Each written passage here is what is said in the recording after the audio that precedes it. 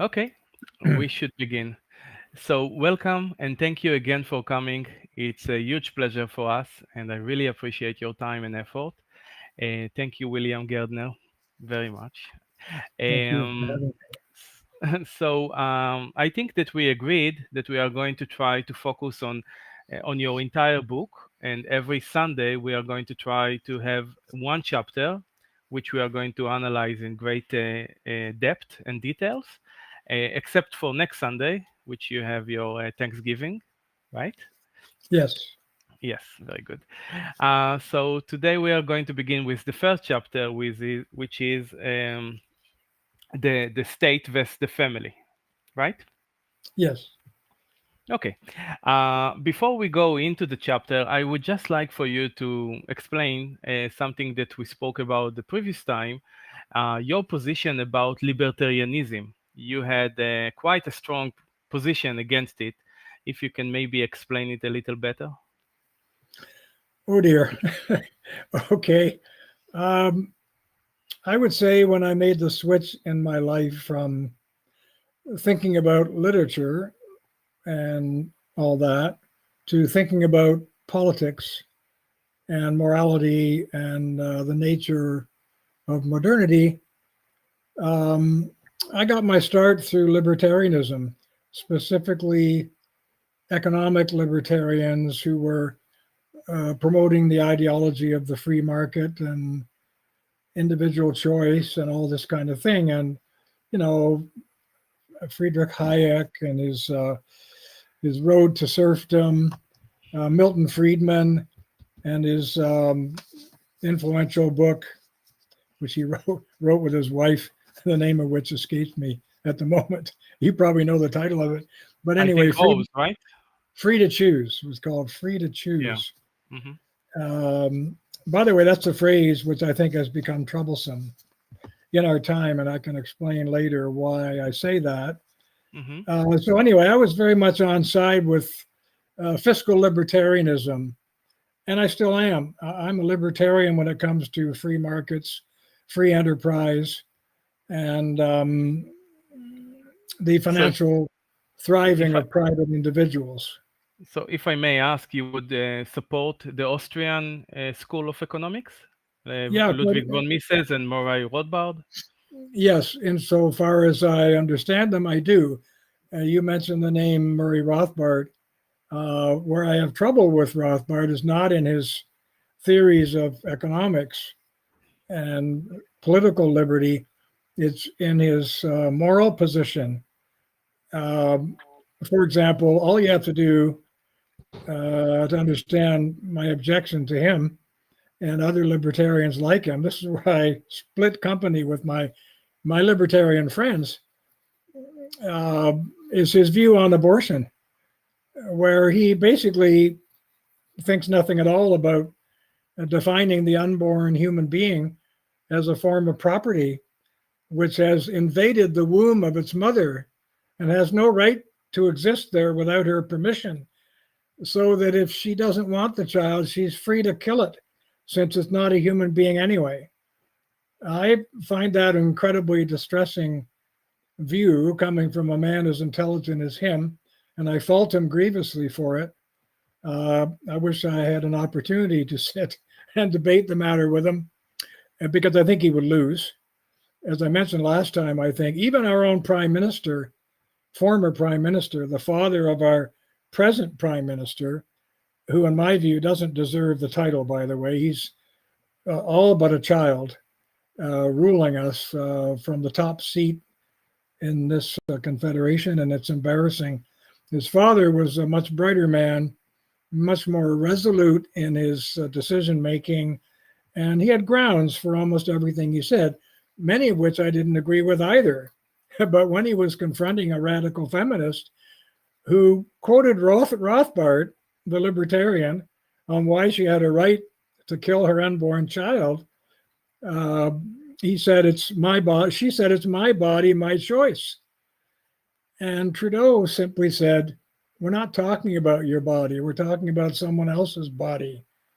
I thought it was very honest and straightforward of him, even though he helped to bring in the laws, which eventually ended up legalizing abortion in Canada. And by the way, abortion in Canada has never actually been legalized. All that happened was that the law against it was simply thrown out, but no new law has ever been created since that time. So we are actually a country with no law whatsoever governing the death or life of an unborn child. So what is the current policy in Canada about abortion right now? Pardon me? What is the policy in Canada about abortion? There is no policy. That's what I'm trying to say. If you can find a doctor who will do it, go do it. Insane. It's up to him. There's no law governing him. I don't think there's even, I could be wrong, but I don't think there's even a law against this dreadful practice called partial birth abortion. I mean, really, if you wanted to focus on a vicious attack on human life at the very heart of the family, and you can't get much closer to the heart of the family than the womb of a pregnant woman. But if you wanted to focus on that, you'd have to say this, above all, is an attack on the family. I don't know if your listeners even know what partial birth abortion is. No, can you please explain it to us? It's terrible, but I will. It makes me feel almost sick to talk about it. I'm But sorry. in many modern democracies, the law basically defines the unborn. Well, it doesn't define the unborn child. It says that the fetus, is not a human being until it passes completely from the body of its mother, alive from the body of its mother.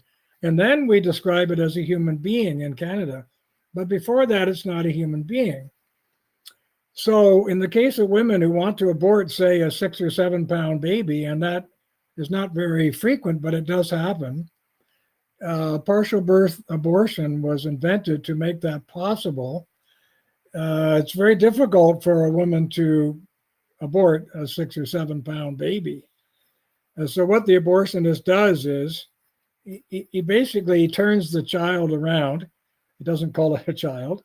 He turns the child around and pulls it out of the birth canal by its feet and then the rest of its body. And because he doesn't want to go to jail for murder, he can't pull the whole baby out and kill it. So he kills it while its head is still inside the woman's so-called birth canal. And what he does is he takes a special pair of scissors and pushes it into the back of the skull of the baby's head, because when the cervix is not ripe, it's very difficult for a woman to pass, a head as large as a small grapefruit. So he has to collapse the head. So he pushes the scissors into the back of the skull, sucks out the brains to collapse the skull, and then now the baby's dead. So no lawyer is going to attack him for murder, and he pulls the baby out and throws it away, or sells body parts or whatever it is that he does with what remains of the unborn child. That's called partial birth abortion. I don't know if it's ever happened in Canada because no one's telling, although I would not be surprised if it has. It's happened in America quite a bit until very recently, when more public animus came to bear against it. Probably thousands of children in America have been killed with partial birth abortion. It's a particularly grotesque methodology for escaping the law. It's despicable. I cannot stand it.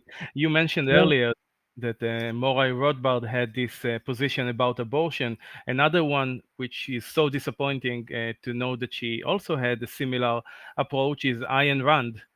Yes. Also was extremely in favor of abortions. Yeah.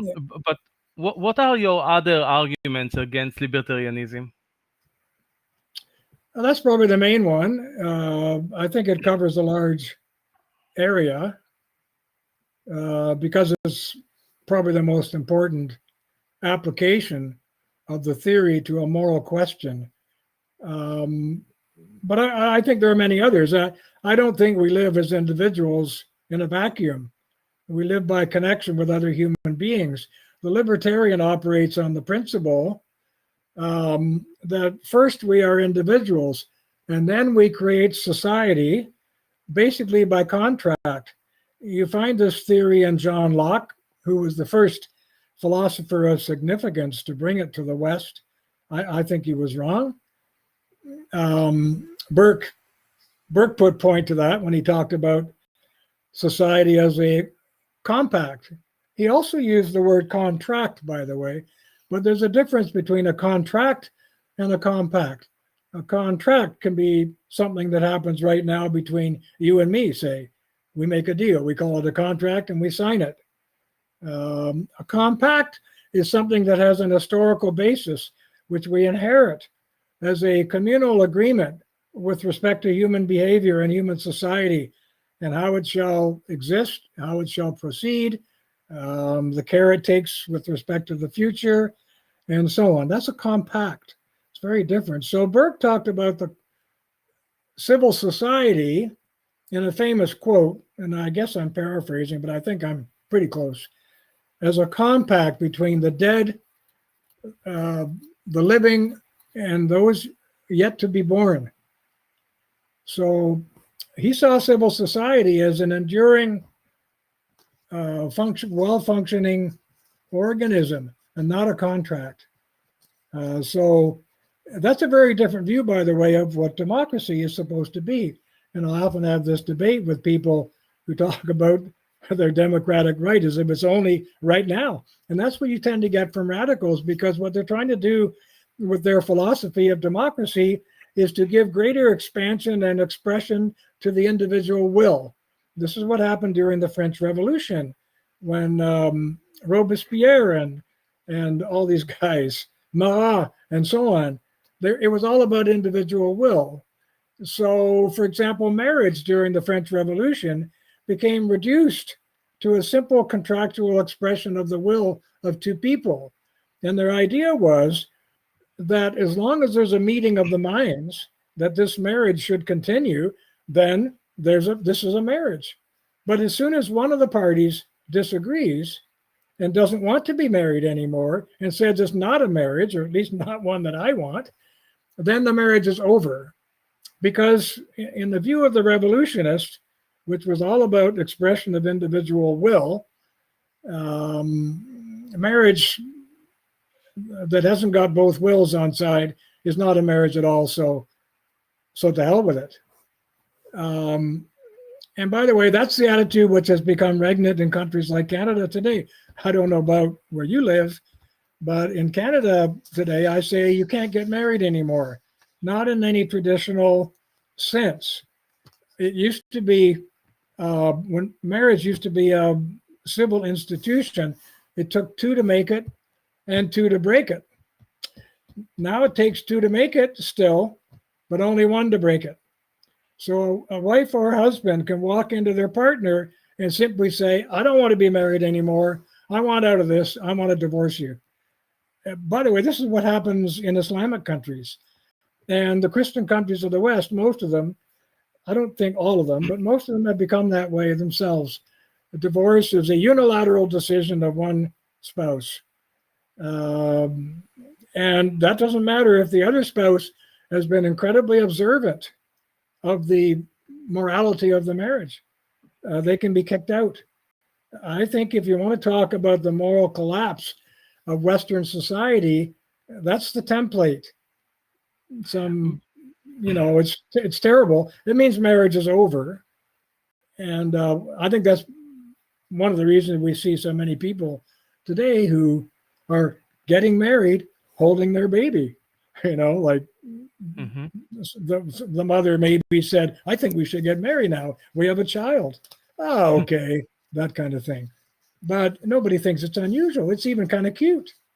Look, they're bringing a baby to their wedding, that kind of thing. Well, that's a phenomenally different view of the bonds of marriage from what really was at the heart of Western society for a very long time.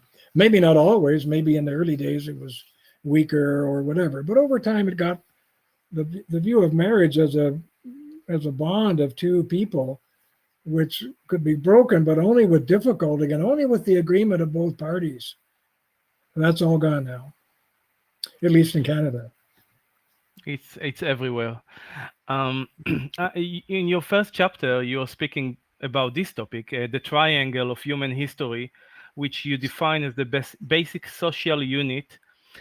Can you explain and focus a little more about the confusion between the basic political unit, which is the individual, and the social unit, which is the family? Yes, the argument I make in that chapter is that the basic political unit of all societies is the individual. That was even true in ancient Rome and Athens. The individual was the basic political unit, but certainly not the basic social unit. That has always been the family in the West until very recently. And the argument I make in my book, The War Against the Family, is that one of the objectives of the modern egalitarian state is to atomize. That's a term that comes from physics, of course. You conceive of civil society as comprised of molecules. Let's call it the family molecule: the father, the mother, the children, the grandparents, the great-grandchildren, whatever. I'm not arguing about how large it has to be, but the basic social unit is the family, not the individual. And the thrust of the modern egalitarian state is to convert one into the other, to really end the basic social unit by converting it into a basic political units. So in my country, for example, when I grew up, our family had a family health card.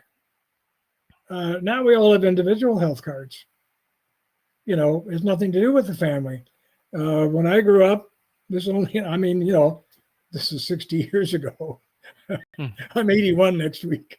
60 years ago, 60 years ago, an individual, as I say, who wanted health care got it through his family unit. Now anybody can get it as an individual.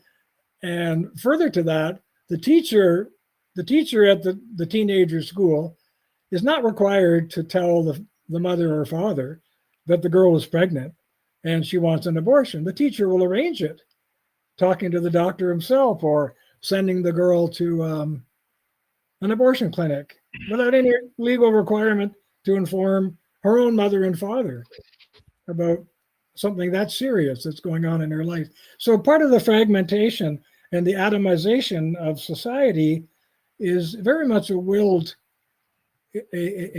thrust of the modern egalitarian state. And why is that so? Because it's much easier to control millions of people as individual digits on a computer.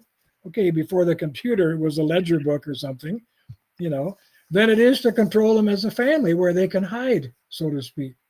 They can take refuge within the family structure. Now, by the way, that's an important phrase there, taking refuge inside the family. My dear friend Ian, who's a British historian of note, and I may have mentioned this last time, but it's worth repeating. He said that in England, even as late as the 18th century, the monarch had no legal right to enter into a private home without the permission of the homeowner. We find that amazing today. We find that amazing. What? The most powerful person in the land can't just walk into your house and start ordering you around? No way. No way. I don't know what the case is today in England, but I think in Canada, and we see this with COVID, all sorts of public officials now find, well, I should say they don't find themselves empowered. They're empowering themselves to kick citizens around all over the place with respect to what citizens for some time have considered their basic rights, freedoms, and privacies and protections. Mm-hmm. It disappears so quickly. I think one of the only blessings of the COVID regime here politically is that the citizens are getting for most of them, the first taste of power at work on the ground in their own communities, and how they can be denied, deprived, kicked around because they haven't done A or B or C. When they feel they haven't harmed anyone, they haven't actually done anything. They're being forced to do something. By the way, I don't want to get into this whole COVID thing here, but I do think it's the first time in modern memory where millions of citizens have, who are not sick, have been confined to house arrest. Yes. Which is pretty odd when you think how easily this has happened. No one believed that. If you told them this theoretically, as I have done in most of my books 30 years ago, well, you get laughed at, or you get called an extreme right winger or something like that. And one of the things that makes me happy about what's going on in our midst, and by the way, I'm not personally, especially someone who's 81, I'm not someone who thinks that COVID is an innocent thing. I think the whole metric is wrong and people are discussing it on the wrong basis. But I do think also there's an incredible amount of panic and public position propaganda and positions being taken by minor officials of the state, which they're enjoying. And I probably mentioned last time again, I think it's brought out something in the Canadian character. I always say that inside every American is a little frontiersman, because they sort of started that way. America was the New Jerusalem, and the settlers were coming to create a kind of secular version of the biblical heaven on earth in America. Canada was a little bit different. Canada remained British. It didn't go for that Lockean individualism sort of thing. And that's why 50 or 80,000 so-called British Empire loyalists moved to Canada as soon as the revolution started. They got out of there and they came to Canada. So they like law and order. Now, it's interesting. I'm digressing a bit, but it interests me. No, it's good. I love it. Thank you. Yeah, the motto in America comes out of their Declaration of Independence, or life, liberty, and the pursuit of happiness. We could spend a whole hour talking about that little motto. The citizens have a right to life. Well, not if you're not born yet, and so on. Liberty. Well, can the average citizen actually describe what a reasonable sense of liberty is? And should any government rest its entire philosophical canon on the idea of pursuing happiness? I was out for a bike ride with my friends yesterday, and one of them, we were talking about, what's life all about? And one of them said, well, I think it's about happiness. It's exactly what he said. And I said, I don't think so. I said, I think happiness is a product of, or a byproduct of goodness. So what we ought to be talking to our citizens and our children about is how to be good. And if they can figure out how to be good, they will probably be happy. Leaving aside extreme cases like terrible, terrible poverty and physical illness and stuff that most of us can't help. In general, life, liberty, and the pursuit of happiness is an odd sort of thing to hold up as a flag for your citizens. Well, what's the Canadian variation? Remember, as I said, 50, 80,000, I don't know how many, I don't think anybody knows how many, but at least 50,000 Americans, or what they called themselves British Empire loyalists, fled to Canada during the Revolution. And the slogan in Canada's constitution, which is called the British North America Act, now it's got a little bit of a different name because Pierre Trudeau imposed upon us, I'm going to say imposed because there was some agreement politically, but basically he was a strong man who imposed his so-called Charter of Rights and Freedoms, and he integrated it into that BNA Act. But the slogan of the BNA Act is peace, order, and good government. Well, that's a very different motto to life, liberty, and the pursuit of happiness, isn't it? You see. But if I may ask, sorry, go ahead. You said good government. Isn't that by definition an oxymoron? I mean, maybe we should take a step back and try to establish what is, in your opinion, the role of government at all. Like, what is a good government? Well, I'd like to try to answer that. When I was younger, I went with Thoreau. Thoreau's definition of good government. He said, the best government is the least. And that's the most pithy and little definition you could find, that the best government is the least. The least that any people can tolerate and live properly with respect for each other and respect for the law and so on. So I'm a minimalist when it comes to government. And I think our people here in Canada were that way for the first 50, 75 years of the existence of this country. We started with the idea of a minimalist government, the state as a night watchman, rules of common conduct, laws equal for all, no special treatment, and the government should not be sticking its nose into your private life any more than necessary, if any of it was necessary at all. Well, it is, like our own Prime Minister, Pierre Trudeau, the father, as I said, of the guy who's doing it now. Sorry to be so disrespectful. I don't mean to disrespect the office of Prime Minister, just the person who's in it. Yes. But Pierre Trudeau famously said, the state has no right in the bedrooms of the nation. Well, Pierre Trudeau was the living embodiment of what I call in my most recent work, a libertarian socialist. And I'm sorry that my memory's so bad. I can't remember if we discussed this last time. But I do believe that the Western democracies have landed on a common solution to the fundamental contradiction between libertarianism, if you wish, and socialism. Canada was a kind of libertarian state in the sense of liberty of citizens and minimal government. That's how we started. But as this thing developed, the contradiction raised its head, and no one knew what to do about it. How can you have a country with a foundation in liberty and a foundation in forced equality at the same time? I'm going to repeat it because it's so important. You can't. The only way you can do that is by dividing the body politic into two bodies, into a private body and a public body. The private body is whatever you want to do with your own body. As I say, drugs, sex, abortion, homosexuality, easy divorce, any of those things, it's all yours. Have a good time. We, the government, don't really care.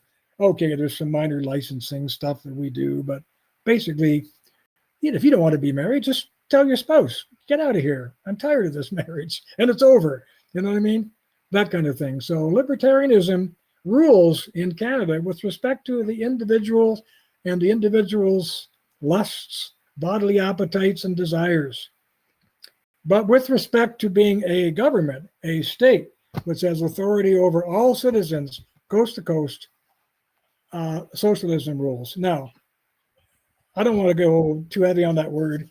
It's not really socialism in the sense that the state owns the means of production and all that. But it is socialism in the sense that the state is governing who gets what in the form of whatever government services the government feels it should provide and can provide to all citizens equally.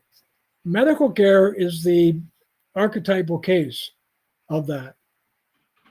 And by the way, I unfortunately have been using a lot of medical care lately because that's what happens when you get older. All sorts of things start to surface. And a lot of citizens will say it's a wonderful system, single payer system, it's free medical care. And I go, please, it's not free. Nothing is free. It's prepaid. Yes. The government's already taken your money to pay for your medical care. What does it cost compared to, say, a free enterprise system? Like in America, by the way, America is misunderstood medically. They have socialized medicine there for the poor, and they have socialized medicine there for anybody over 65, exactly like Canada, single payer type system for the poor and for the old. But in between, you're expected to be responsible enough to buy your own medical insurance or to take a job with a company that's going to provide it for you. By the way, that's one of the reasons that the average salary in the average American company, as high as it is as low as it is, because it would be a lot higher if the corporations weren't forking over 10 or 15,000 a year for your insurance policy for medicine or whatever it is. It changes by state. Yeah, I'm wondering about it, but I remember we mentioned the last time Stefan Molyneux, for example. I remember that a few years ago he found out that he has cancer, and he is a Canadian, but yet he chose to go to America to a private doctor to get rid of it, because the time he had to wait for an appointment and to see all those different specialists in the Canadian system was so long that his life was at risk. I well, think. that happens to a lot of Canadians, I'm afraid to say. I'm one of them. I had a small tumor discovered on my right kidney in the beginning of August. I still haven't seen a specialist. I won't see him until December, and maybe not even then.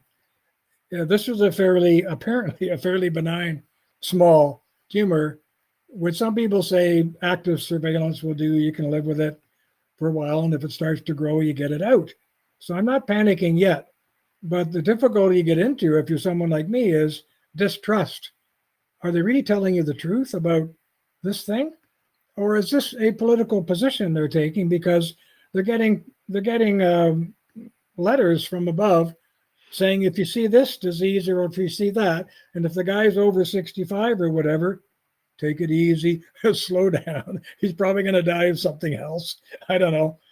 But you know what I'm saying? There are moral hazards that come with not only with socialized medicine, such as we have in Canada. And by the way, the government in Canada does not run the medical system. It's all privately run. Doctors are in private practice. Most hospitals in Canada, there are some public ones, but most of them are private hospitals. But they all get paid through the public system. You know, they're very quick about sending in their invoices. The moment you go into a doctor's office, the first thing they ask you for is your health card, because it's not really a health card. It's a debit card. It allows them to debit the national accounts and have money sent to them by the government for whatever it is you went there for. Boom, boom, chung, chung. That's it. So, you know, Canada spends $265 billion by now. I mean, it's going up about $1 billion a day. I don't know, per year on so-called healthcare. And one of the ways they deal with the demand, which they cannot satisfy 100%, although in my case, for most of the things I need, they're very good. You can get very good healthcare for $265 billion, but it may not be as timely as you want, as in the case of my kidney. And you may have to wait for X number of other people to get served before you. So wait times are huge here. We have a group called the Fraser Institute in Vancouver, which keeps track of wait times in Canada. And it also keeps track, insofar as this is possible, of the number of citizens who go to the U.S. Now, I went to the U.S. I went to the Mayo Clinic about 10 years ago for a problem I had. And I spoke to my doctor here and I said, I've done my research. I know there's a test that you can do to see if I'm in a good basket or a bad basket when it comes to this illness. You know what he said? He said, we do have the test, but we don't give it to people like you. And I said, why? He said, because you're not sick enough. When you get sick enough, you'll qualify for the test. And I said, that's a little backwards, don't you think? We're trying to prevent me from getting sick in the first place, wouldn't you say? Anyway, the long and short of it is I went to the Mayo Clinic and I spent $2,000 out of my pocket.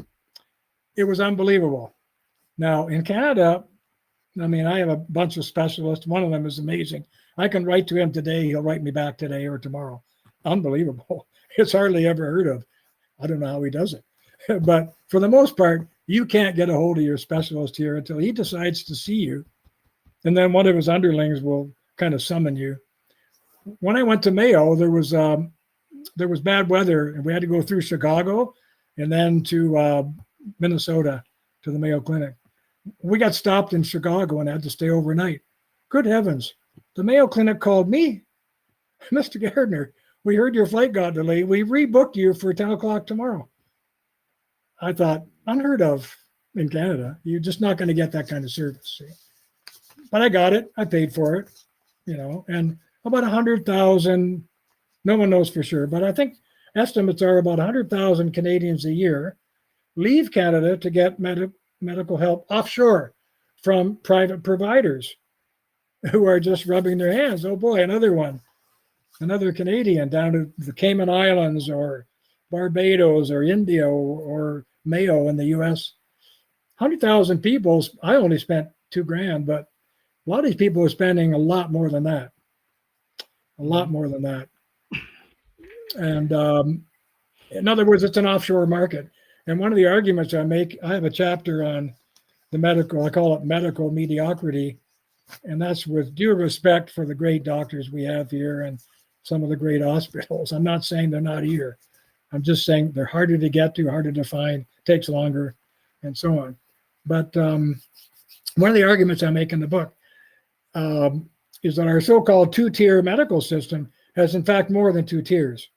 The politicians who want to get elected here, they start screaming about how horrible it is to have two-tier medicine, meaning for the rich and the poor. And I have to say to them, you get with the program. There's more than two tiers here. There's about eight tiers. And anybody who's in the system knows, for example, a doctor himself who happens to be sick, that's one tier right there. He's not going to wait 7 months to see a specialist. He's probably going to see him today or tomorrow. His nurse may be in the same bracket, and so may all his relatives and his family. If you're a National Hockey League player or a national basketball team player or whatever, you're not going to wait around for medical care. You'll probably be seen today or tomorrow and be looked after, and so on. The other tier is people who travel for medicine. They go overseas for it.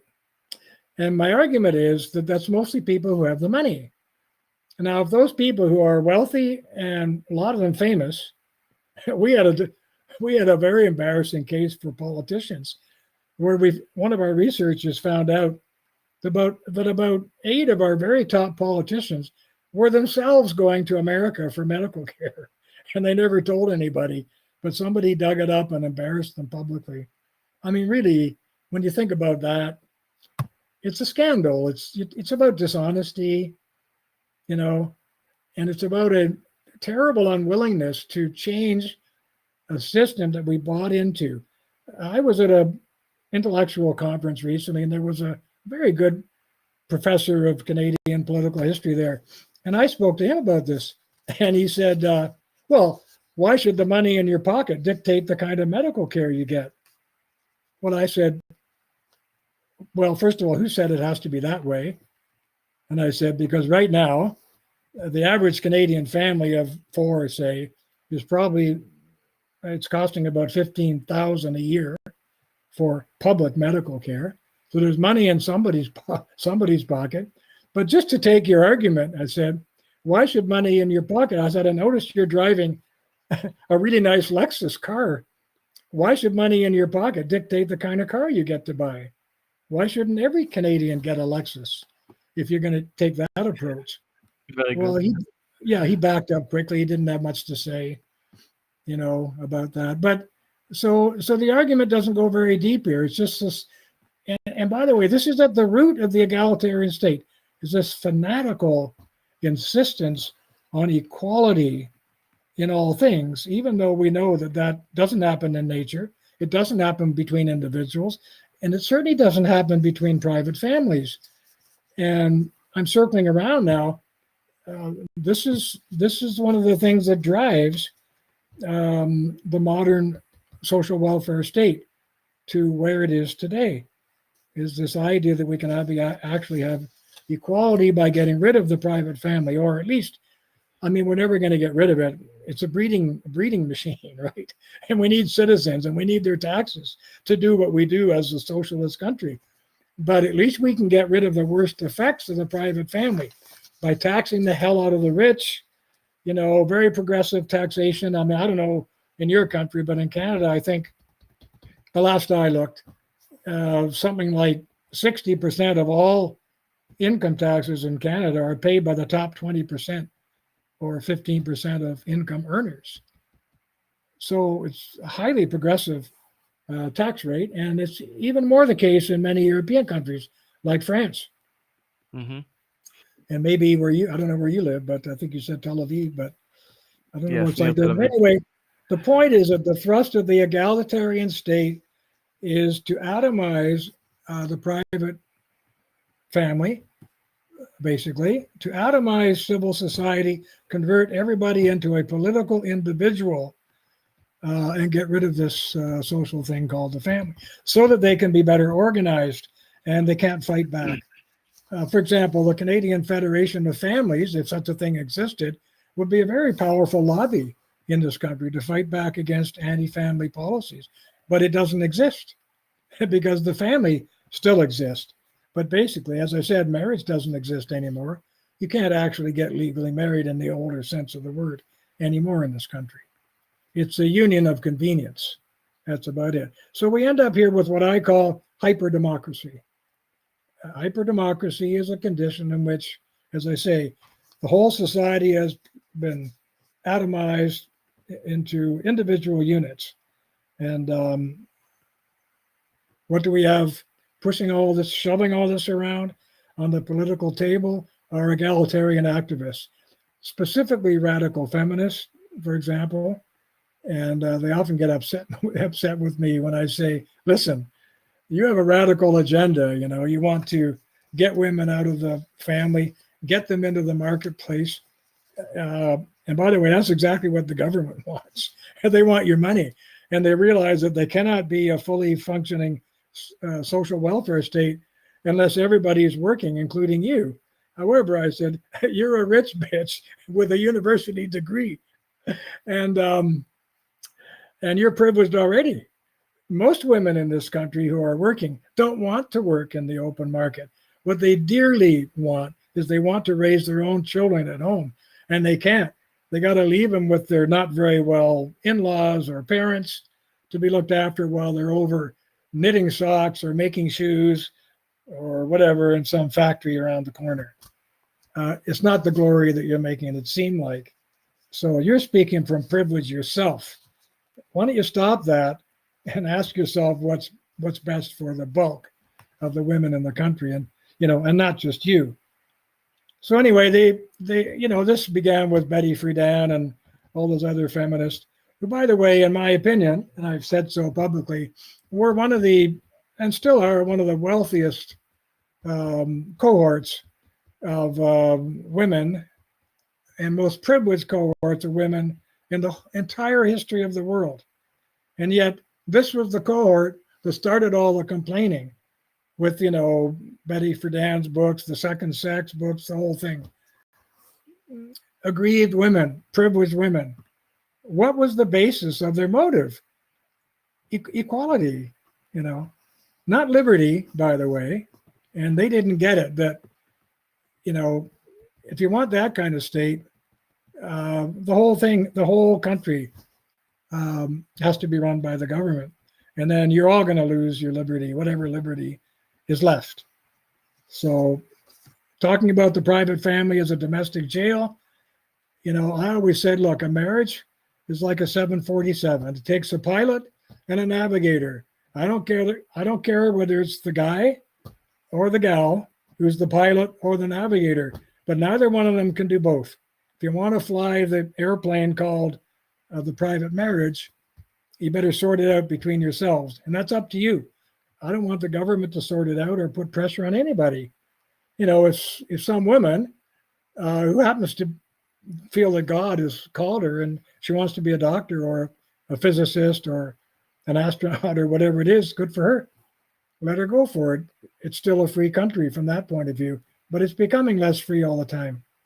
And this, I think, is the big concern, and it's certainly the concern of my children, my adult children, who are seeing it all around them. Again, especially with COVID. I would like to ask again, to burden a little bit, forgive me. You said that the best government is the least one, the smallest one. But both in the US and Canada, the governments were supposed to be limited by the Constitution to make sure that it's not going to intervene in people's affairs and private life, just to take care of foreign enemies, domestic enemies, the court. But look what happened. It's uncontrollable, and it turns into the greatest empires we've ever seen. So Yeah. why should we still believe that? How can we ignore the elephant in the room, which is governments have the tendency to get more power and get stronger and get bigger by corrupting the people who are voting for free stuff. Well, I think this is why so many observers of the situation have remarked that democracies don't last. I mean, the Greek democratic system, if you want to call it that, it wasn't actually a democracy. I mean, something like 30 or 40% of all people who lived in Athens at the time were slaves. Women were not slaves generally, but they weren't citizens. It was a democracy of citizens, and there were only males over the age of 30 who had already done their military service. And so you're really talking about an oligarchic kind of or aristocratic democracy in ancient Athens, depending on the time period you're looking at. And they lost it for a while. They actually voted democracy out. They said, let's get rid of it. It's a terrible system. And oligarchy came back in, and then oligarchy got thrown out again, and so on. But I think the trend in all democratic systems, and America's done pretty well from that point of view. I mean, I don't know how old it is now, but 200 and some odd years old since 1787, I think, when their Constitution was shaped. But there's nothing in the Constitution about the things you just mentioned. It's all about divisions of power and checks and balances. And we all know what those are between the executive and the judiciary and the Congress. It was all about checking power. And in one of the greatest collections of political essays ever written, the Federalist Papers, all this was explained. And you know yourself, I'm sure, that when they turned to, I think it was Benjamin Franklin, and said, what kind of constitution is it? And he said, a republic, if you can keep it. Well, he knew very well that historically, these republics have not been kept. And I think the inner dynamics of their downfall can be traced to lots of things. One of them is complication and power. I mean, it was Lord Acton who said, I think, that power corrupts, yeah. And absolute power corrupts absolutely. But even that was a fetching but erroneous statement. Power does not corrupt. It's the love of power that corrupts. Power adequately exercised in a limited way is just fine. But the love of power is what corrupts the use of power. And I think it's impossible to avoid as long as human beings are the people exercising the power. It's addictive. It's like a drug, and they just want more of it.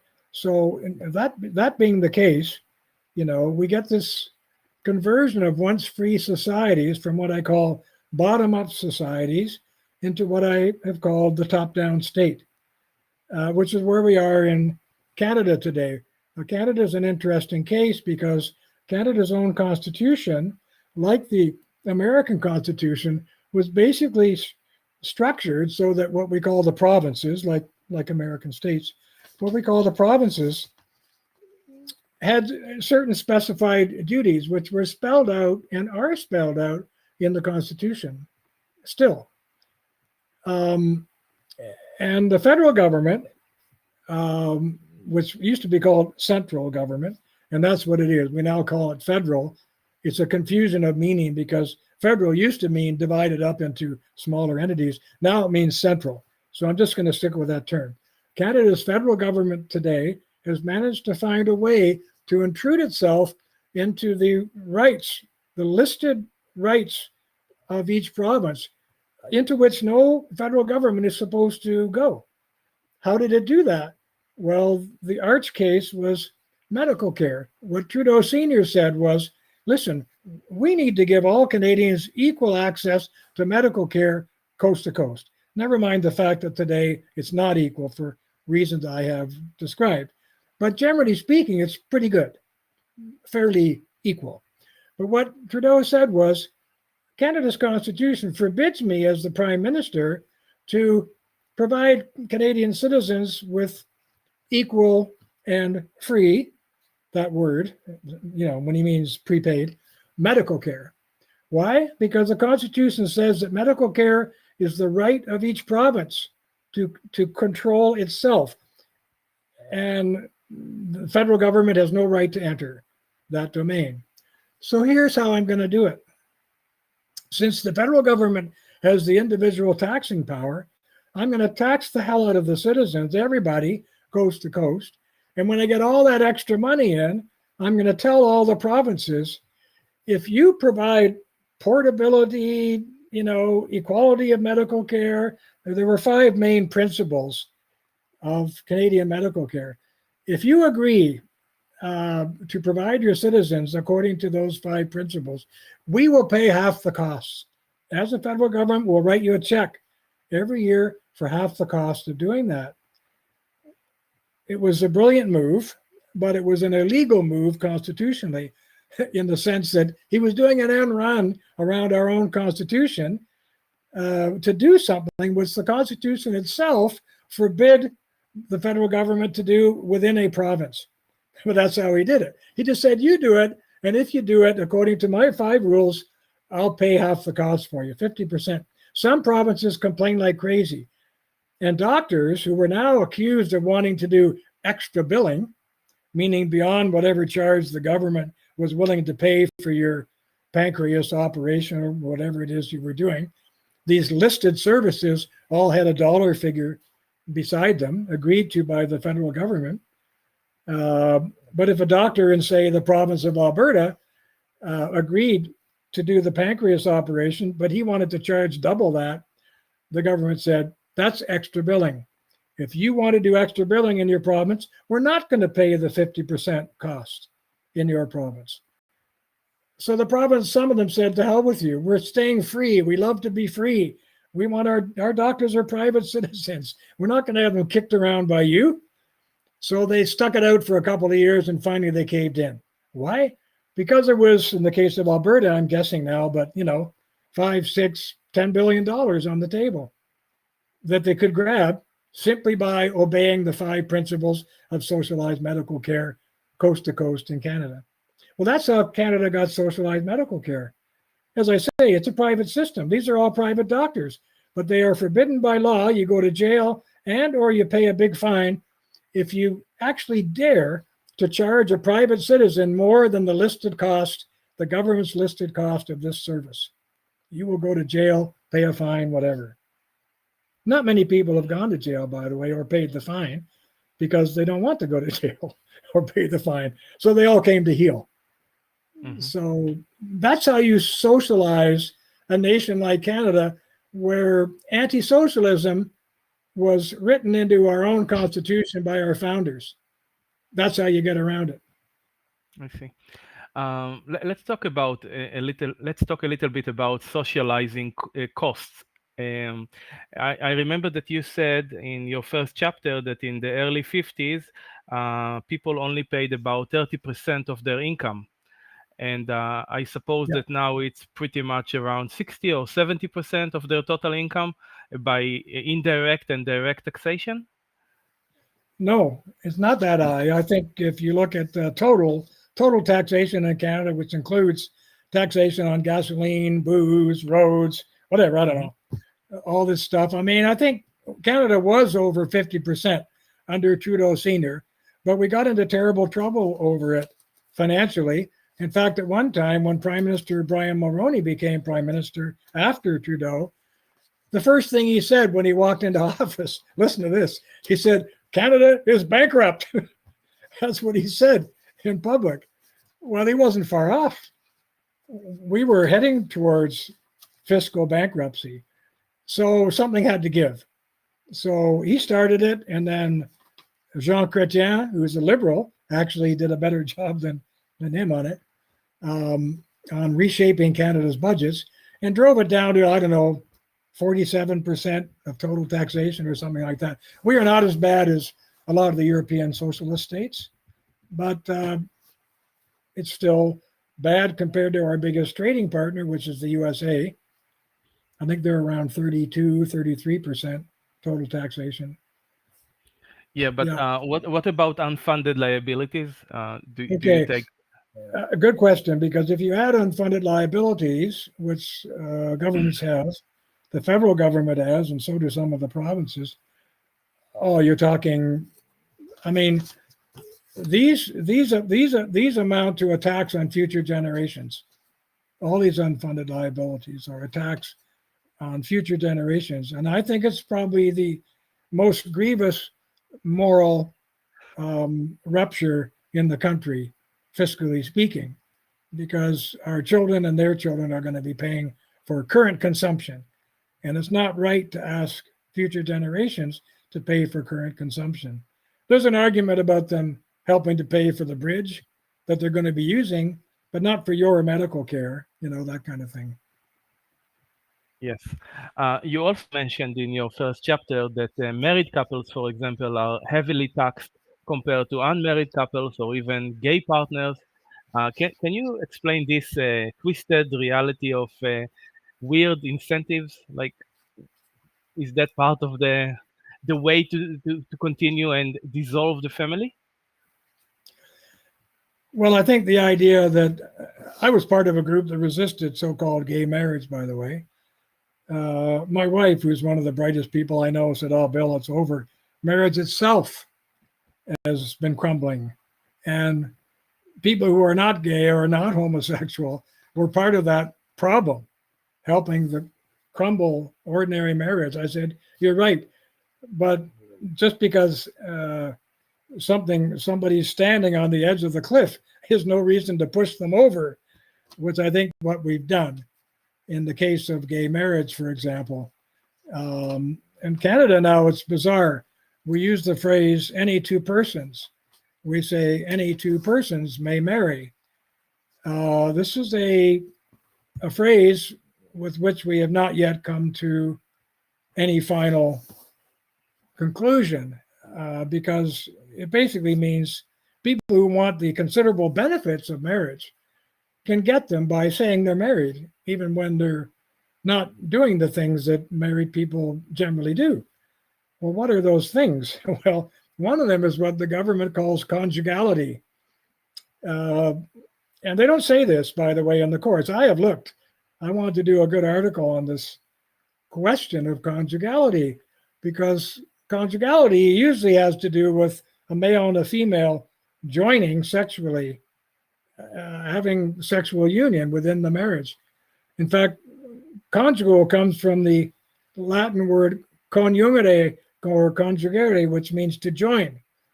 Well, you can't join two penises and you can't join two vaginas. So the logic for the courts to use the word conjugality with respect to any two persons is completely corrupt, as you can see. And I tried to fight this at the time, but it was a lost cause. You just get called a bigot and all kinds of other things for trying to defend the most sensible arguments against it. So I remember being in a public debate, and this fellow homosexual guy said to me, "But we love each other. We love each other." And I said, "What's love got to do with it?" And he said, "What do you mean?" I said, "Well, government has no right to be involved in whether or not you and another guy or girl love each other. Marriage for the government is not about love. In fact, I take the libertarian view, the government should not have no right to be involved in private marriage whatsoever, except for one thing. It's not private. You're supplying the state itself with its own future survival in the form of children. And the likelihood of two heterosexual people having children in this country, at least, is extremely high. I think something like 93% of all married couples in Canada do have children. So the government has a motive for supporting marriage and all the things that go with support, the various laws, insurance breaks, and who knows what that they give to married couples, but not to others. "Oh, that's discrimination." And we hear, "You're discriminating against me." And I say, "Well, of course, all policies discriminate." "What do you mean?" I said, "Well, a policy that doesn't discriminate is not a policy. It's just a handout." What do you mean by that? I said, well, for example, if you are a veteran, a military veteran in this country, you can get veteran rights, but you can't get them if you're not a veteran. That's discrimination. The policy discriminates in favor of veterans when it comes to retired soldiers' rights in this country. The same is true with children's rights and children's benefits. If you want those, you have to be a child, and so on. And old age benefits. The government discriminates in terms of old age benefits. You have to be old. Over 65 is the rule generally in most countries today. That's discrimination. So my view is that positive discrimination of this kind is extremely helpful in the formation of a society. And the government, any government that wants the state to survive, has a vested interest, not in love, because if you were going to say that the reason the government should support your marriage is because you love somebody, then what happens when you fall out of love? Should the government then withdraw from your marriage, withdraw all the support it's been giving you? No, because the government's not interested in whether you love the guy or the girl or not. What it's interested in is producing more children for the survival of the state itself. And you can't do that with another guy. And that was my main fiscal argument and moral argument for why governments should not be supporting homosexual marriage. If they want to run off and live together, that's their business in a private society. I suppose we can't do much about that. But that's very different from giving them the blessings of a conjugal union when it's illogical to begin with. So did I get very far with that argument? No, because the force of public will, namely for liberty and equality, which are the terms that they use, was overpowering. So I said to this fellow, I said, listen, you're tarnishing one of the great symbols of marital life in the West, one of the great symbols, which is the union of marriage. You're tarnishing it by pushing for gay marriage when you can't produce anything that the state requires from a conjugal union.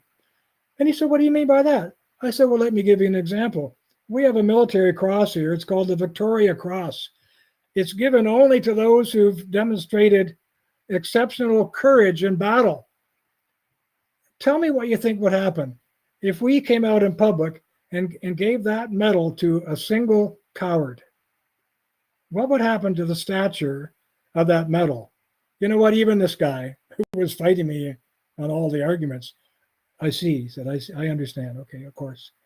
There's such a thing as public reputation, image, stature of an institution. And I said, yeah. And I said, I'm a conservative, a traditional conservative, not a modern conservative, by the way, who tend to be only fiscal conservatives. They're interested in budgets and taxes and all the rest of it, and so am I. But that's a small aspect of what it means to be a real conservative. And on that, I take Roger Scruton's great advice. He said, true conservatism is about love. And I said, what do you mean? Because I met him and chatted with him. He said, a true conservative loves everything old friends, old institutions, old wine, all these things that have a venerable aspect to their nature. They've been around because they've been good and useful and practical for eons, and people know that. And the guy to whom I made the argument about giving the Victoria Cross to a coward realized instantly what I meant when I said, that's what you're doing to marriage. It doesn't make me popular with the gay community here, but I don't care. I just make the argument. It's the argument that matters. I would like to ask you about private values versus public policy. You wrote in the first chapter that they want to rationalize society by means of policy instrument. Can you please explain that? Well, to rationalize society, I guess, would mean trying to make it consistent from top to bottom. That's why I called it the top-down state. The state wants to penetrate all of society, especially the private family, which is what this talk is about, by eliminating those aspects of private families which are not rational. For example, for an egalitarian state, It's not rational that you're wealthy and the guy around the corners, his family's not. Because you can't have an egalitarian state when some families are wealthy and some are poor. So we've got to equalize incomes insofar as possible in this country. That's what I mean. And that's the kind of argument, the rationalization of policy instruments to bring about a greater equality and therefore what these people consider a greater public good. Now, what happens when government gets that involved in your country? Well, there's many things that happen. One of them is they become too complicated. Modern states, in my view, have become too complicated to actually operate effectively. They're a mess. Almost everything they do ends up in a kind of mess. And you can see that in the symbolic lives, so to speak, of our politicians, who are always getting in trouble over something or other because modern states are too complicated. They're too hard to run. Nobody can do it. So that's an argument, by the way, for smaller states, for breaking up some of these massive nations into smaller entities. And by the way, in America, there's a fellow whose name escapes me at the moment. He's written a very good book about renationalizing America as 5 different countries. You could almost see it happening now, the blue states, the red states, and so on. You could make a whole nation out of each coast, then a whole nation out of the South, and a whole nation out of the North and the Midwest. Maybe that's the way to go in the future. I don't know. But I don't think there's any way out of it myself, and I'm not a pessimist, but I think it's the nature of human beings who get very busybody about policies to overly complicate a human life. The second reason welfare states in particular, and all socialist states, crumble is because they have no price signals. And I mentioned this in a lengthy disquisition in my Trouble with Canada book, where there's a little bit on the problem of absence of price signals in welfare states. No one knows what something costs. I apologize. That's the theory of money by Ludwig von Mises, right? Yes, of course. And so, I mean, I didn't invent it myself. I hope you didn't get that impression. I was just cribbing, I guess. It's famous. It's this idea that you need price signals to run an economy. In Canada, for example, I mean, I had my shoulder replaced some years ago. It was a judo accident when I went to the Olympic Games in Japan. I stayed there for 6 months, and I took up judo just to stay active because I didn't want to run for a while. I was a runner there. And Doug Rogers, who was Canada's silver medalist in judo, he was a 260-pound guy, broke my shoulder. He basically threw me over his back one day, and he didn't want me to hit the ground too hard, so he pulled on my arm, and the whole thing popped out. It was unbelievable. So 30 years later, I had to get it replaced. Well, after they did the shoulder surgery, I said to the doctor, I said, "What did this cost?" And he said, "Pardon?" I said, what's it cost to have your shoulder replaced in a Canadian hospital? He said, "I have no idea." He said, "No one ever asked me." He said, I just do it. I said, "Oh, you just do it." I said, "So this operating room, the 4 nurses, the anesthesiologist, you?" I said, "You just do it." He said, "Yeah." So you see, and the hospital sends a bill to the government, and I get a tax bill. And so do you, if you live here. So you see, there's no accountability, and there can't be because no one knows what anything costs.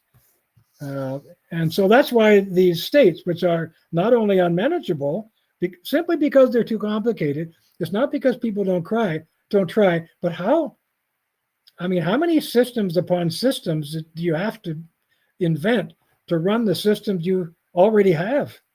You know, you get layer upon layer of complicated systems. No one knows how it works. And with no price signals, you can't know how it works economically. And so you get into the situation where you're borrowing like crazy. Look at America now with head socialist Joe Biden talking like trillions of dollars. No one ever used to talk in terms of trillions because no one knew what a trillion was. They still don't. Okay, it's X number of zeros, but really to conceive of $1 trillion, let alone 5 trillion? I mean, how many times, how many dollar bills to get to the moon and all that kind of stuff, Yeah. stacked end to end. It's crazy. So expense, complication, and the layering of these difficulties is why all these states eventually break down. So I'm not Spengler. He wrote a wonderful book on the fall of the West, decline of the West. It's an amazing book.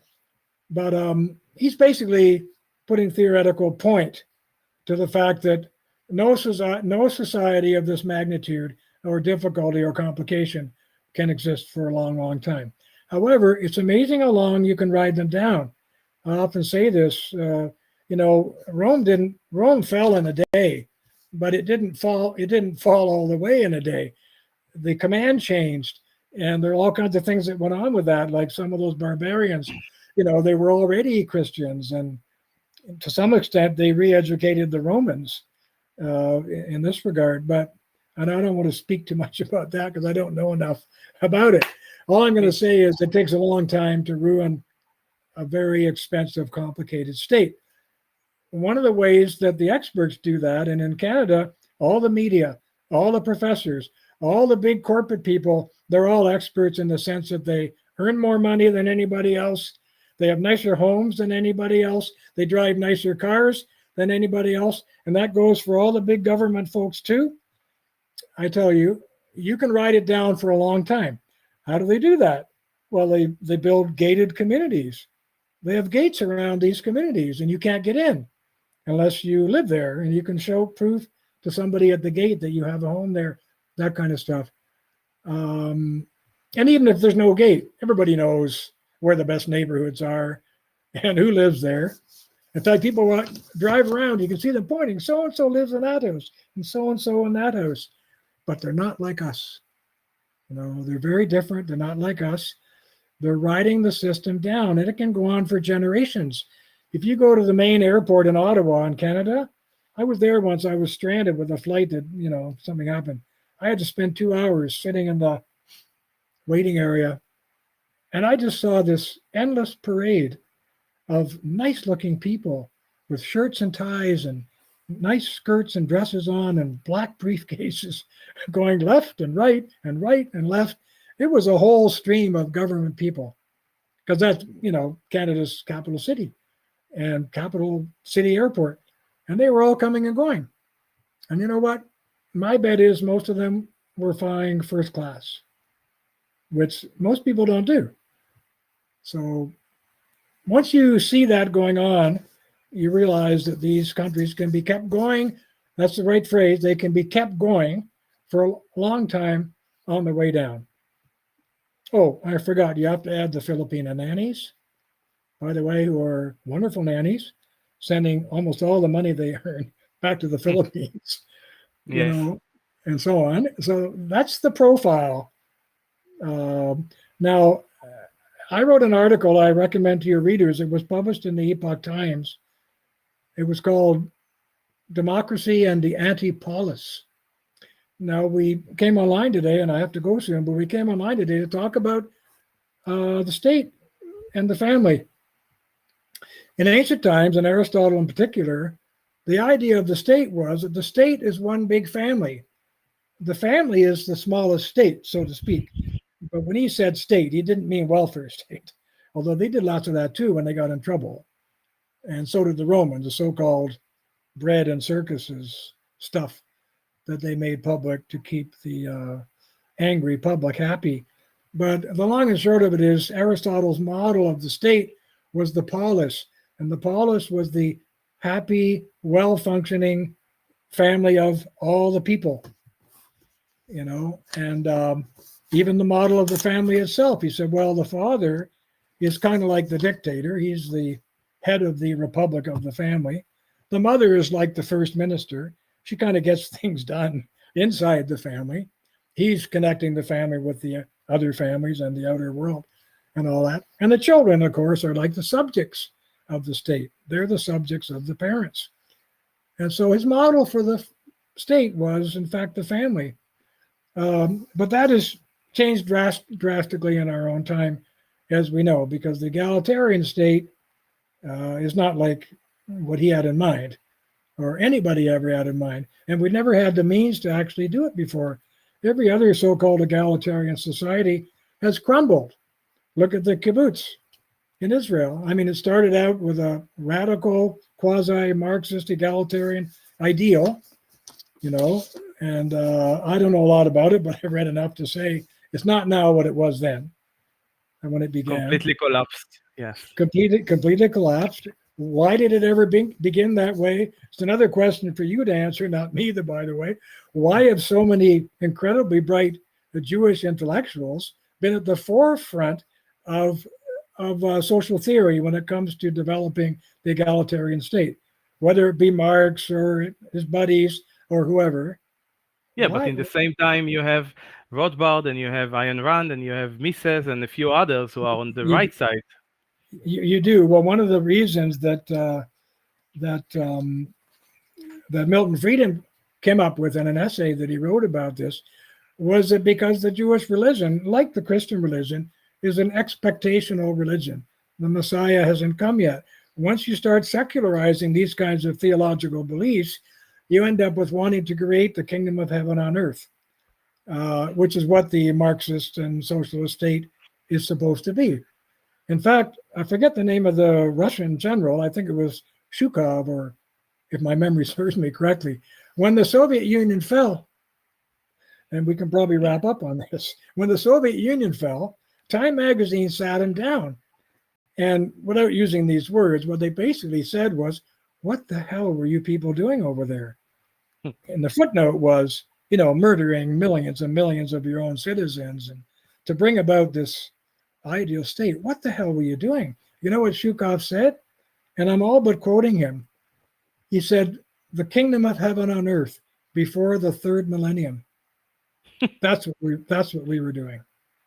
Wow. This gets us into a subject I enjoy, by the way, and in my book, I'm sorry to go on about my books, but I got so involved in this, I wrote a book called The Trouble with Democracy. And there's a large section in that book on ancient Gnosticism, which has a lot to do with the kingdom of heaven on earth and how you create it. This comes out of a thesis called the secularization thesis. Once you kick God out of the room, once God is kicked out, you've still got the wiring and the architecture for the room that you're trying to build. God's gone, but the room's not. And you can try to build the kingdom of heaven on earth without God. That's what the Gnostics tried to do when they got secularized, because the religious Gnostics, they just wanted to get rid of everything and go to the great heaven beyond this earth and all that sort of thing. But the secularized guys who took on board those theological presumptions, they were trying to create the kingdom of heaven on earth. And I think that underlies almost all of modern social welfare theory. Call it what you want, socialism or social welfare or statism. It all ties in with that desire. And once you get people devoted to that idea, and may I mention just one conclusion I've come to, and then I've got to go, is I think in countries like Canada, and this is a danger that my adult children are aware of, thankfully, is you end up with what I call a tripartite state. Now, what's a tripartite state? Well, it's a state in which 1/3 of the citizens are working for the government. 1/3 of the citizens are creating the wealth, and 1/3 of the citizens are being paid something significant in cash or in kind. So they're not letting that go. Anyone can see that 2 of those tripartite sections of the state can always gang up on the productive sector. And when they get big enough, those 2 segments, that's what happens. They collude, they join hands. They want more government because they're getting something more from government. And you guys who are doing all the producing, just keep going, please, because we're going to take as much of it as we want to keep this gravy train rolling. Now, I call that the tripartite state, and I think that's where these libertarian socialist countries end up, inevitably so. They end up as tripartite states. So the symbol for this is two wolves and a sheep voting on what to have for dinner. Absolutely. You have to go, or you have four I have minutes to more? go. You I have have to to, go. 4 minutes more we can do. 4 minutes more, let's do it. I don't want to overstay my welcome. I'm sorry. No, you're very welcome. You can stay here for hours. I will be so happy to have you here. One thing, tomorrow we are going to have a talk about Islam, and the main topic is the Gnostic roots, the origins of Gnosticism in Islam. So you are welcome to join. And I would just like to try to allow two members here to ask quick questions, if you allow me. Please. So, yes, Sus, can you go ahead? I guess he's not here. 1 second. Endgame, you wanted to ask a question or make a comment? Yeah, ask a question. Because you're short on time, but I would like to quote actually what you initially said regarding gay marriage, and that the government shouldn't be, supporting this because, and then you said something because the marriage cannot provide for the state through, and I missed the rest because I was trying to write it down, and then I have another, and then I have a question. Would you mind repeating that? Oh dear. We have a recording. I will send you the recording of the event. Okay, yeah, perfect. Give me the recording when you're finished. So the question here is because nowadays they're pushing this agenda to say that men can get pregnant. How will you treat that? Well, I think Yeah. it's some kind of joke. So It is a joke. a man cannot become a woman cannot become a man. And so by the way, I don't know why an otherwise intelligent society would capitulate to these stupidities. I mean, even young children in school can tell you that's a crazy idea and it's not possible. Why are adults pretending that it is? It's very dangerous in the sense that it's destabilizing the confidence that younger people ought to have in their society. Look at athletics, which is a world I've spent quite a bit of time in. Transgender athletics and that kind of stuff. I don't understand why someone who's commenting on a transgender athlete, say a guy who now thinks he's a girl, so he's weightlifting, and the commentator will talk about him as her, even though he knows that there's no she there, there's no her there. Why does he actually go along with that? Now, as a journalist, say it's a newspaper reporting, he's supposed to be dedicated to the truth, to discovering the truth and speaking the truth boldly, not caving in to the political demands of whoever it is that he happens to be talking or writing about. So, to me, I don't get that. And even if he's going to take a lot of flack and get arguments for it, so what? That's what he's supposed to do. We need to have a lot less tolerance for stupidity. Yes. Last question, if I may. Sus, you want to try? Yes. Hello. Do you hear me? Yes, go ahead, please. Hello, William. William, Hello. you could check it out, but I believe that if you've got a private business, then it's a voluntary contribution. And after 90 days, all your utility bills are paid by your other birth certificate. So they're double dipping. Her voice was breaking up. It's very hard to hear you. Hello, can you hear me? Yeah. I said that you could check it out, but your tax, if you have a private business, is a voluntary contribution. And after 90 days, all your utility bills are paid by your first birth certificate that's on the stock market. She's talking about natural law and a lot of other things we are trying to research. I don't quite understand what she's saying, but if she's talking in any respect about, for example, tax on corporations, my argument is that there's no such thing as a corporate tax except in name. And the reason is that if corporations can't sustain their margins, say in manufacturing, it's a 3 to 5% margin just to stay in business. If they can't sustain their margin, they go broke and they're gone. So when you tax a corporation, a new tax, let's say, they have to raise their prices. The prices are reflected in the price of the product that the customers are buying.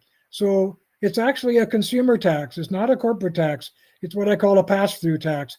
The corporation says, okay, you're charging us $400,000. We never had to pay before. So the price of every widget that we sell is going up $10. So the guy in the street's going to pay the $10. It ends up in his hands, not in the corporation's hands. Corporations don't pay taxes. Yeah, you're right, as usual. William, thank you so much for your time. I don't want to keep you any longer because you said you have to leave. Thank you very much for coming. I appreciate your knowledge and your willingness to share that with us. And we will be seeing you again in 2 weeks, correct? In 2 weeks. Thank you, and thank you to your members for having me. Bye. We love it. Bye-bye. Take care. I will send you the recording very quickly. Thank you. Bye-bye. I'm going to open the floor for free conversation if you guys like.